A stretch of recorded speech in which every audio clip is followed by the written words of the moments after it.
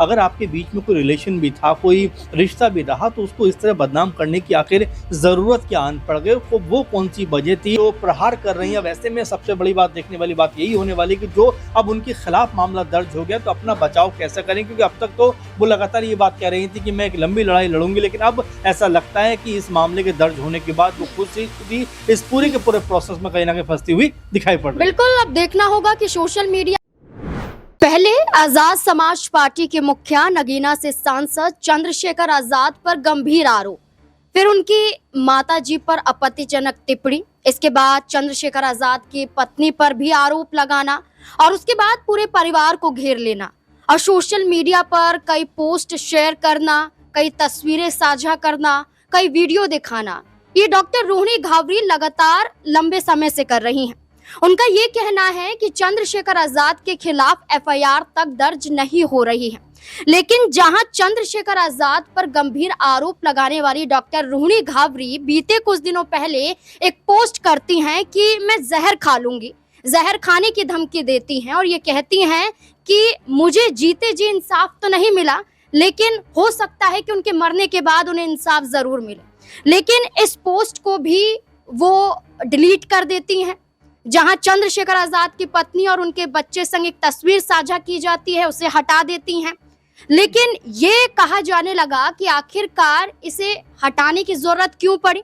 अब बार बार ये क्यों कह रही हैं कि बीजेपी के इशारों पर चंद्रशेखर आजाद को बचाया जा रहा है? क्या ये आप भूल गई हैं कि कई तस्वीरें आपकी भी सामने आई हैं मनोज तिवारी के साथ, स्मृति ईरानी के साथ? उन तस्वीरों के पीछे क्या इरादे थे? मुस्कुराते हुए चेहरे क्या बताते हैं? लेकिन उस पर कोई सवाल आपने नहीं खड़े किए या आप पर किसी ने उंगली नहीं उठाई। लेकिन कहीं ना कहीं ये जरूर दिखाई दे रहा है कि क्या आप महिला कार्ड खेल रही हैं? क्या आप खुद राजनीति में आना चाहती हैं? ऐसा हम नहीं बल्कि ऐसे कई लोगों का कहना है और सोशल मीडिया पर इनके यही पोस्ट इस और ही इशारा करते हैं, क्योंकि इनके पिता कांग्रेस पार्टी के साथ जुड़े हुए हैं, वाल्मीकि समाज के लिए लगातार कार्य करते हैं, कार्यकर्ता के रूप में देखे जाते हैं, एक सेवक के रूप में देखे जाते हैं। तो इसके बाद भारत में आकर आरोप लगाना, स्विट्जरलैंड में रह के आरोप लगाना, मरने की धमकी देना, पोस्ट डिलीट कर देना और उसके बाद भारतीय जनता पार्टी को भी घेरना। लेकिन चंद्रशेखर आजाद पर उंगली उठाते हुए क्या आप खुद भूल गई हैं? तो ये तमाम सवाल यहाँ पर खड़े होते हैं कि आखिरकार मकसद क्या है, इसके बाद अब अगला कदम क्या होगा। तमाम सवालों के जवाब लेंगे। हमारे साथ हमारे वरिष्ठ सहयोगी अमन सर जुड़ चुके हैं। सर, कैसे देखते हैं जहां वीडियो साझा की जाती है, तस्वीर पोस्ट की जाती है, जहर खाने की धमकी दी जाती है, पोस्ट डिलीट कर दिया जाता है, यहाँ पर लोग आपके लिए आपकी आवाज उठाते हैं और ये कहते हैं कि हो सकता है कि चंद्रशेखर आजाद ने गलत किया हो, इसलिए महिला अब यहाँ पर मरने के लिए भी उतारू हो चुकी है, लेकिन आप पोस्ट ही डिलीट कर देती हैं। देखिए नाज़मीन, अगर हम बीते कुछ महीनों की बात करें तो हम देख रहे हैं कि लगातार रोहिणी घावरी ने एक के बाद एक पोस्ट चंद्रशेखर आजाद के खिलाफ किए हैं और तमाम सारी बातों को उजागर भी किया है। और एक महिला होने के नाते तो कम से कम बहुत सारी चीज़ें ऐसी थी जिसको सोशल मीडिया पर जारी करने की ज़रूरत नहीं थी, लेकिन हर कोई अब ये बात कह रहा है कि भाई आखिर अगर आपके बीच में कोई रिलेशन भी था, कोई रिश्ता भी रहा, तो उसको इस तरह बदनाम करने की आखिर ज़रूरत क्या आन पड़ गई? वो कौन सी वजह थी जिसने आपको सबसे ज़्यादा परेशान किया, सबसे ज़्यादा आपको कहीं ना कहीं चोट पहुँचाई? और वो अगर बातें हैं तो उसको आप उजागर करिए। आप ये मत बताइए कि रिलेशन में थी या नहीं थी। अगर रिलेशन में थी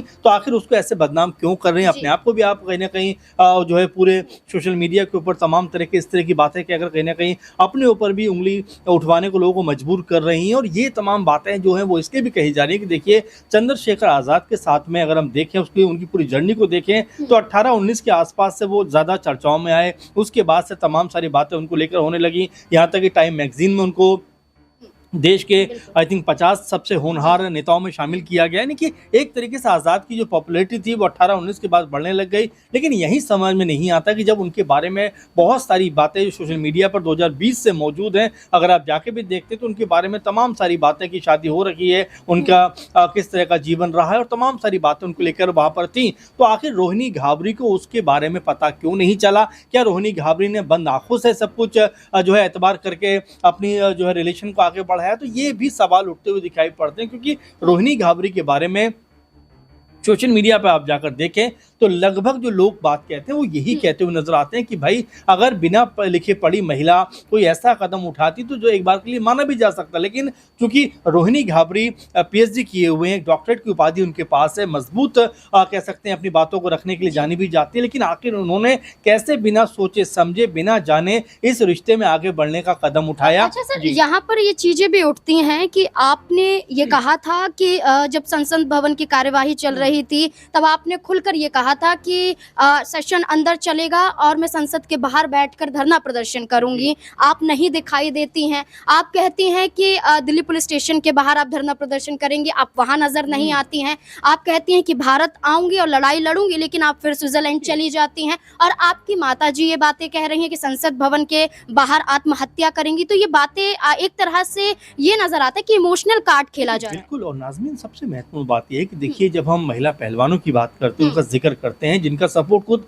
आज़ाद ने भी किया था, उनके समर्थन में उतरे थे वो, अगर उन बेटियों की बात की जाए तो लगातार जंतर मंतर पर बड़े कह सकते हैं खिलाफ माहौल के बावजूद भी उन्होंने अपनी आवाज़ को बुलंद रखा और उसके बाद इन दबाव में आने के बाद पुलिस को आखिरकार एफआईआर दर्ज करनी पड़ी। तो आप समझ सकते हैं कि जब आप पुरजोर तरीके से कोई बात को उठाते हैं तो शासन प्रशासन को भी आपकी बात माननी पड़ती है। लेकिन नाज़मीन आप देखें कि रोहिणी घाबरी ने बहुत सारी बातें कही, बहुत सारे चीज़ों को सामने रखा कि मैं संसद के सामने आकर ऐसा कर लूँगी, फिर ये कहा कि मैं ये करूँगी, फिर मैं बहुत सारी बातें कही, लेकिन उसमें से एक भी बात पर वो खरी नहीं उतरी। दिल्ली में और तमाम देश में घूमी, लेकिन आपने देखा कि आज़ाद के खिलाफ कोई भी माहौल बनाते हुए जब देश में वो थी तो नजर नहीं आई, लेकिन जैसे ही स्विट्जरलैंड पहुंचती हैं तो वहां जाकर एक बार फिर इस तरह की बातें करती हुई नजर आती हैं। आप देखिए कहती हैं कि मैं तेरे नाम का जहर पी लूंगी, फिर ये कहती हैं कि तुझे मारे बिना मैं नहीं मरूंगी, यानी कि एक तरीके से अलग अलग बातों को यहाँ पर रोहिणी घाबरी कहती हुई दिखाई पड़ती हैं। और देखिए सबसे बड़ी बात और सबसे अहम बात की जो वीडियो वो शेयर कर रही है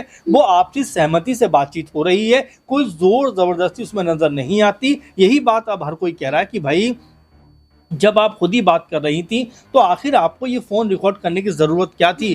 क्या आप पहले से ही प्लान बनाकर बैठी थी कि इस तरह के वीडियो को मैं आगे चलकर इस्तेमाल करूंगी? क्या कोई पॉलिटिकल तौर पर आपको पुश कर रहा है कि भाई आप ऐसी बातों को करिए? तो ये कई सारी बातें हैं जो इस समय निकल कर सामने आ रही, लेकिन राजनीति के नज़रिए से देखा जाए तो कोई जो जानकार हैं वो ये भी कहते हैं कि देखिए आज़ाद जो है दलितों के बहुत तेज़ी से उभरते हुए नेता हैं और उनके खिलाफ एक माहौल बनाया जा रहा है, क्योंकि आपने शुरुआत में कहा कि जिस तरह से गृह मंत्री अमित शाह को लेकर भी वो टिप्पणी कर रही हैं और कल भी उन्होंने ये बात कही थी कि गृह मंत्री के पीछे आप छुपे हुए हो, यानी कि बीजेपी के ऊपर भी करारे हमले कर रही हैं। अब ऐसे में रोहिणी घाबरी किस तरह से अपनी बातों को आगे रखेंगी? क्या सोशल मीडिया पे ही अपना सारा का सारा जो बातें वो रखती हुई नजर आएंगी या यहाँ से कोई बड़ा कदम लेती हुई दिखाई पड़ेगी? बिल्कुल, आप उनके एक्स अकाउंट पर जाकर देख सकते हैं कि लगातार वो क्या पोस्ट कर रही हैं, क्या तस्वीरें साझा कर रही हैं।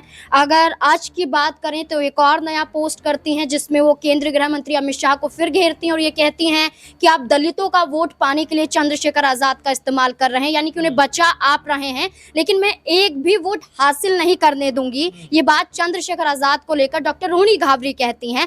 लेकिन जहां एक वीडियो साझा की गई थी, इसको लेकर भी आपत्ति जताई गई। जहां पर रोहिणी घाबरी ने वीडियो साझा की, उसके बाद यही भीम आर्मी के कार्यकर्ता के द्वारा एक बड़ा कदम उठाया गया था और बिजनौर में एक एफआईआर भी दर्ज करवाई गई थी विवेक कुमार सेन के जरिए। और ये कहा गया था सर कि ये वीडियो पहले किसी और ने साझा की, फिर डॉक्टर रोहिणी घाबरी के अकाउंट से ये साझा हुई और उसके बाद उन्होंने एक्शन लेते हुए एफआईआर थाने में दर्ज करवाई है। तो क्या खुद अपना बचाव करते करते रोहिणी घाबरी फंस रही हैं? देखिए बिल्कुल, आप जो बात कह रहे हैं उसका सबूत आपको रखना पड़ेगा। देखिए वीडियो के जरिए आप ये बताना चाहते हैं कि भाई वो शराब पी रहे हैं या वो ऐसा कर रहे हैं या वो वैसा कर रहे हैं, यानी कि आप एक निजता का भी उल्लंघन करते हुए दिखाई पड़ रहे हैं। और दूसरी बात की जो सामने गिलास में रखा है क्या वो वाइन ही है, क्या वो शराब है, ये भी आपको साबित करना पड़ेगा, क्योंकि बहुत सारे वीडियो ऐसे हैं जहां पर आज़ाद मंच पर बैठे हुए हैं और बाकायदा वहां पर ग्रीन टी या ब्लैक टी आप नाम दे दीजिए, वो उस तरह से वहां पर चाय का आनंद लेते हुए नजर आते हैं। तो ऐसे में बड़ा सवाल ये बन जाता है कि क्या उस जो चाय का जो प्याला है या चाय जो ग्लास में है,